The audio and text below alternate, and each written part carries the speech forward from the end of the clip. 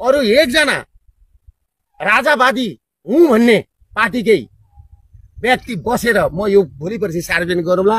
उहाँहरूको एउटा डिसिजन के भयो भन्दाखेरि 15 गतेको आन्दोलनलाई डिसमिस बनाउनुपर्छ र दुर्गा परसाईलाई चाहिँ एउटा पागल जस्तो बनाउनुपर्छ, जोकर बनाउनुपर्छ र दुर्गा परसाईबाट यो आन्दोलन हुँदैन भनेर जुन नेतृत्व हत्याउने कोसिस नेपालमा भइरहेको छ त्यसमा तपाईहरु नलाग्नु होला।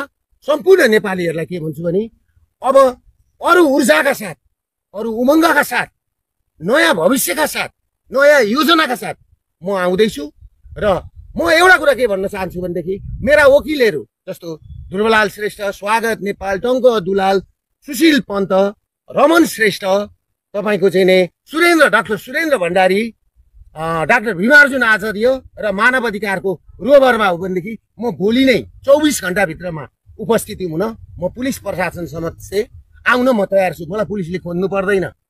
काहीँ इन्डिया भागो भनेको छ, काहीँ कहाँ भागो भनेको छ, म कहीँ भागेको छैन।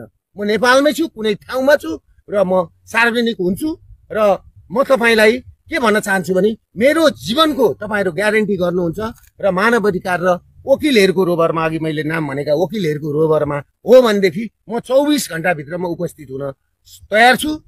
र तपाईहरुले के भएको थियो कुरा भन्दाखेरि 15 गतेको आन्दोलन गर्नुभन्दा अगाडि 13 गतेको दिन सिडिओ कार्यालयमा सिडिओ साहब, काठमाडौँ जिल्लाको सिडिओ साहब र काठमाडौँ जिल्लाको एसएसपी साहब र एसपी साहब अनि एकजना डिएसपी साहब बसेर के भएको थियो भने शान्तिपूर्ण आन्दोलन गर्ने भनेर भनेको थियो। तर हामी स्टेजमै पुग्न नपाइकिन हाम्रो र म स्टेजमा पुग्नुभन्दा 15 मिनेट अगाडि नै तपाईको चाहिँ घरका छतबाट टियर ग्यास गोली बर्साइए र नेशनल गाना, नेशनल एन्थम जस्तो तपाईको राष्ट्रिय गान गाउँदा गाउँदै तपाईको चाहिँ त्यहाँ टियर ग्यासहरु खस्न थाले। भनेपछि यो आन्दोलनलाई उग्र बनाउने काम कसले गरेको? पुलिस प्रशासनले हो। म सिडिओ साहबलाई प्रश्न गर्न चाहन्छु। दिल्लीका एसपी साहब, एसएसपी साहबलाई मैले भनेको थियो शान्तिपूर्ण गरौँ, शान्तिपूर्ण गर्ने भनेर मैले भन्दै तपाईहरुले किन गोली बर्साउनु भयो? तपाईहरुले टियर ग्यास किन हान्नुभयो राष्ट्रिय गान बसेको ठाउँमा? त्यसले गर्दा यसको जिम्मेवारी काठमाडौँका सिडिओ, काठमाडौँका एसएसपी र काठमाडौँ चलाउने हाँक्नेले यसको जिम्मेवारी लिनुपर्छ।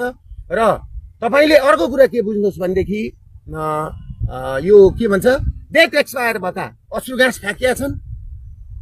किन फ्याँकिए डेट एक्सपायर भएका अश्रु ग्यास? किनभने हाम्रो प्लान के थियो भने त्यो दिन हामी घोषणा सभा थियो। हामीले 3:46 हाम्रो घोषणा सभा गरेर हामीले एउटा अल्टिमेटम दिएर अनि हामी बिदा हुने भनेर हामीले सबै कुरा मिलाएर आएको ठाउँमा तपाईहरुले पहिल्यै गोली घरमा मान्छे चढाएर गोली पड्काएर तपाईको चाहिँ नि अश्रु ग्यास फ्याँकेर तपाईहरुले जुन काम गर्नु भएको छ यो उत्पीडन सर्वहारा वर्ग भूमि मान्छे जो पीडित छन्, बैंकले छिचोमिचो परेर लघुवित्त सहकारीबाट चाहिँ घरबार विहीन भएका मान्छेमाथि जुन तपाईहरुले बरबर चाहिँ अत्याचार गर्नु भएको छ त्यसको त क्षम्य हुने स्थिति छैन।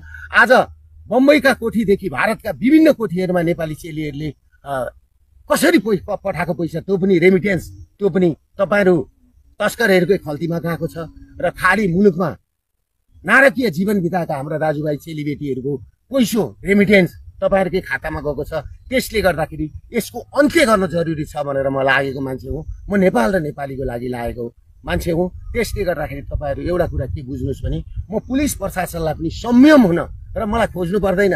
म आइजी साहबलाई यहीबाट भन्छु, म तपाईलाई राम्रो चिन्दछु, तपाई राम्रो क्याडर हो।